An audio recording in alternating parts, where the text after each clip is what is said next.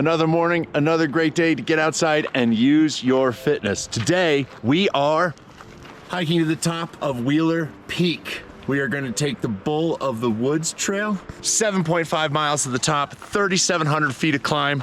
Let's get to it.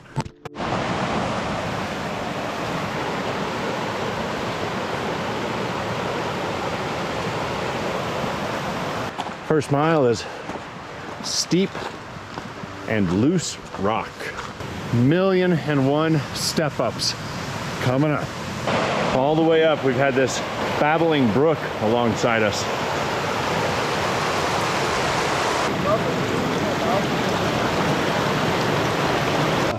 Look at this. We've joined with the little creek. It's making its way onto the trail.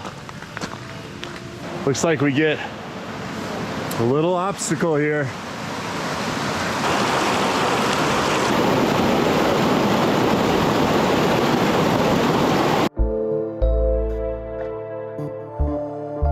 Feels like we tackled the first climb. It's leveled out a little bit now.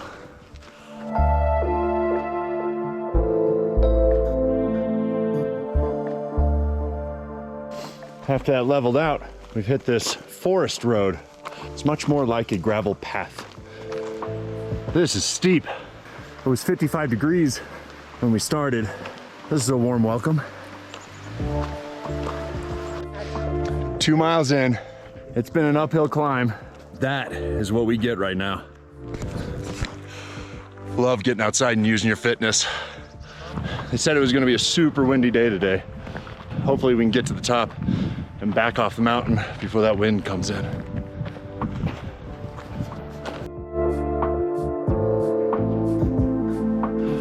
Officially on the Wheeler Peak Trail. Now we're gonna follow this ridge line all the way up to the high point. We're surrounded by pines again, and the trail is more of a hiking trail.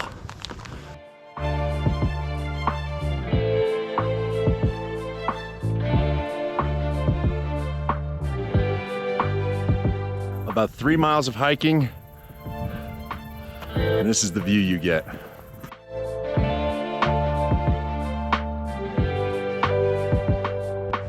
This is crazy. We're walking right at the top of the tree line. Up there, no trees. Down there, trees. And our trail.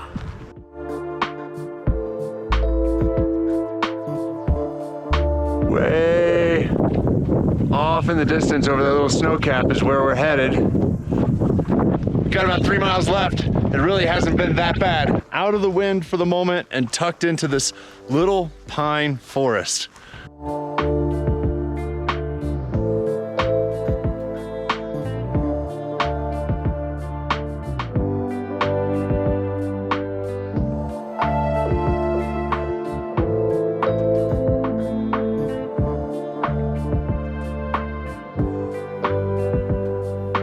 Let's use some of our CrossFit. Kind of like a box jump over. Let's go. We're at the point where your fitness starts paying dividends. We're a little bit over halfway through the hike. You're worn out, but you've trained enough to be able to continue the hike. You know exactly what your threshold is and how far you can push yourself. And that is why we say keep going to the gym. Not so you can be faster at the gym, but so that you can be better at doing this. So get outside and start using what you built in the gym. And another log.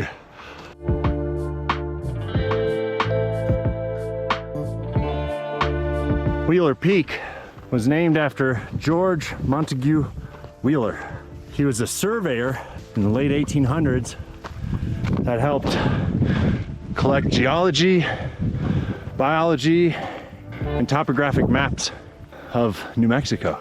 Oh snap, there's a camper.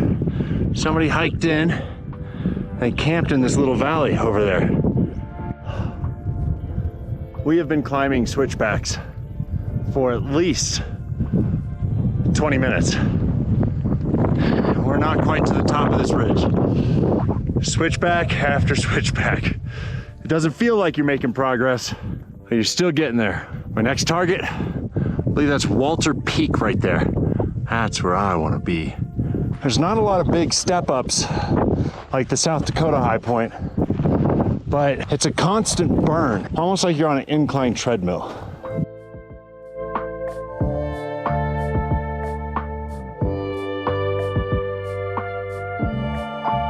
That is a big slope. Just goes down, all the way down there to that lake.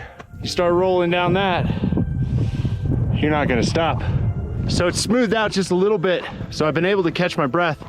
The altitude's not having that big of an impact right now. Looks like this trail starts to have a cliff on both sides.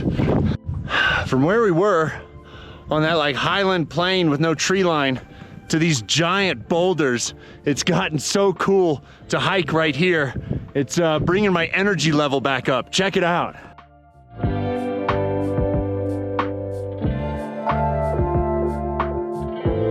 Next up, Mount Wheeler.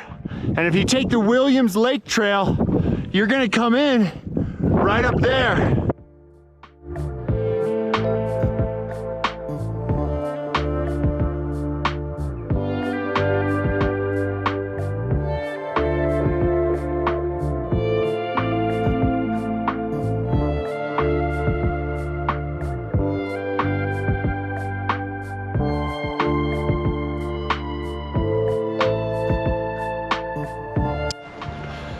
This was a challenging hike. I have to say, the distance, the altitude, and the constant climbing all come together to make it a really difficult hike. It's totally doable if you take your time. This is just one of the great examples of getting outside and using your fitness. We're almost done with our descent. Look at that, 14 miles. 6.5 hours, major hill climbs, wicked switchbacks, an awesome lunch at the top, the windiest mountain I've ever been on the top of. It's time to get a burrito now. If you like what you saw, hit that subscribe button. And don't forget to get outside and live with fitness.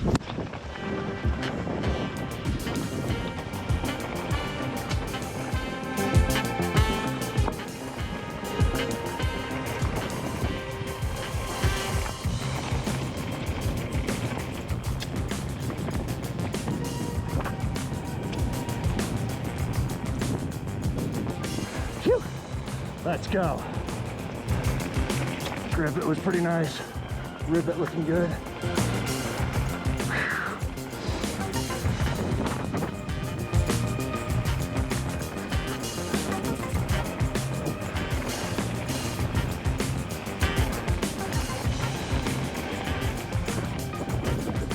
Dude. Whoa.